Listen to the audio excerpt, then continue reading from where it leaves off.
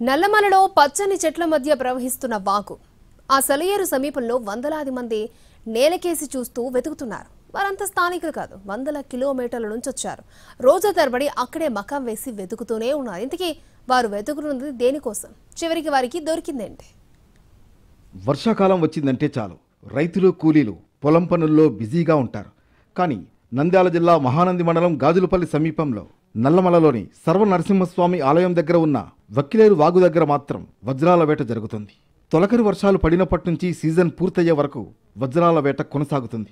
కొన్నేళ్లుగా ఈ వేట సాగుతోంది. గంటల తరబడి మోకాళ్లపై కూర్చుని మట్టిని తవ్వుతూ అదృష్టాన్ని పరీక్షించుకుంటున్నారు. సర్వనరసింహస్వామి ఆలయాన్ని శ్రీకృష్ణదేవరాయలు నిర్మించారు. తల్లికోట యుద్ధంలో ఓడిన శ్రీకృష్ణదేవరాయలు తన ఖజానాలోని బంగారం, వజ్ర వైఢూర్యాలను అహోబిలంలో నిక్షిప్తం చేయడంతో పాటు సర్వనరసింహస్వామి ఆలయ ప్రాంతంలో కూడా వెదజల్లినట్లు చెబుతున్నారు. మరోవైపు సహజ సిద్ధంగా ఆ ప్రాంతంలో వజ్రాలు దొరుకుతాయని ప్రచారంలో ఉంది. దాంతో వాటిని వెతికేందుకు జనం వస్తున్నారు. ఉమ్మడి కర్నూలు జిల్లా నుంచే కాకుండా గిద్దలూరు, మార్కాపురం, దర్శి, కలసపాడు, కంభం, నరసరావుపేట, ఒంగోలు, గుంటూరు, నెల్లూరు, బుచ్చిరెడ్డిపాలెం, కడప లాంటి ప్రాంతాల నుంచి జనం రావడంతో వక్కిలేరు ప్రాంతం జాతర సందడిని తలపిస్తోంది. ఒంగోలు దగ్గర పగిడిపాడు నుంచి వచ్చాం సార్. ఈ రాళ్ళు దొరుకుతాయని వచ్చాము.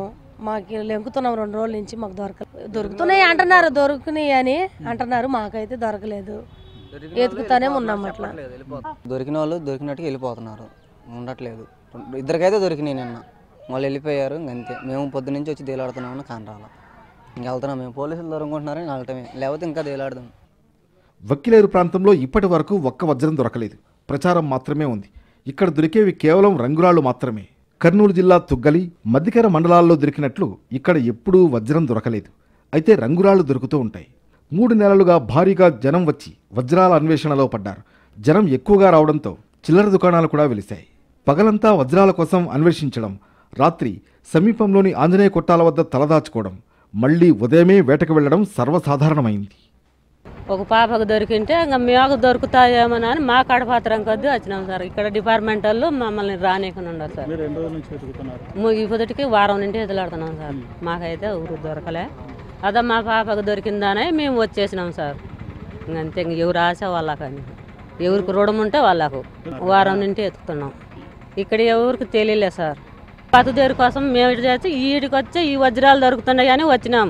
వచ్చే ఈడ డిపార్ట్మెంట్ వాళ్ళు దిగనీకుండా ఉండరు. వద్దు, మీరు పానాలు తీసుకుంటారు, అది ఇది అని వెళ్తారు. అంటే ఇంటికంటే అన్నం చేసుకొచ్చుకుంటున్నాం సార్. వజ్రాల వేటకు వచ్చే వారికి ఎలాంటి ప్రయోజనం లేదు. కానీ స్థానికులకు ఉపాధి దొరుకుతోంది. రాత్రంతా తమ ఇళ్ల ముందు ఖాళీ స్థలంలో పడుకోవడానికి అద్దెగా 30 రూపాయలు వసూలు చేస్తున్నారు. సెల్ ఛార్జింగ్ పెట్టుకోవడానికి ఒకసారి 20, జల్లెడ పళ్ళెం అద్దెకిస్తారు. మట్టిలో వెతికేందుకు పార, పలుగు, ఇతర పరికరాలకు రోజుకు 50 రూపాయలు వసూలు చేస్తున్నారు. ఏమీ లేదు, దయచేసి రాకండి. మామూలుగా యూట్యూబ్లో చూపిస్తున్నారు కదా, సెల్లులలో, అవి చూసి వచ్చినాం మేము. 10 రోజులు నేను వచ్చి ఏం లేదు. గుడ్డలు మాసిపోయినాయి, అన్నీ పోయినాయి. తినడానికి తిండి కూడా తెచ్చుకున్న డబ్బులు అయిపోయినాయి. ఇంకా ట్రైన్ ఎక్కి వెళ్ళిపోవడం అంతే. గిద్దలూరు పోతే గిద్దలూరు నుంచి ఇంటికి వెళ్ళిపోతాం మేము. అన్నీ ఇది రాళ్ళ, సన్న రాళ్ళు, ఏంటో రాళ్ళు, ఎవరికి తెలుసు.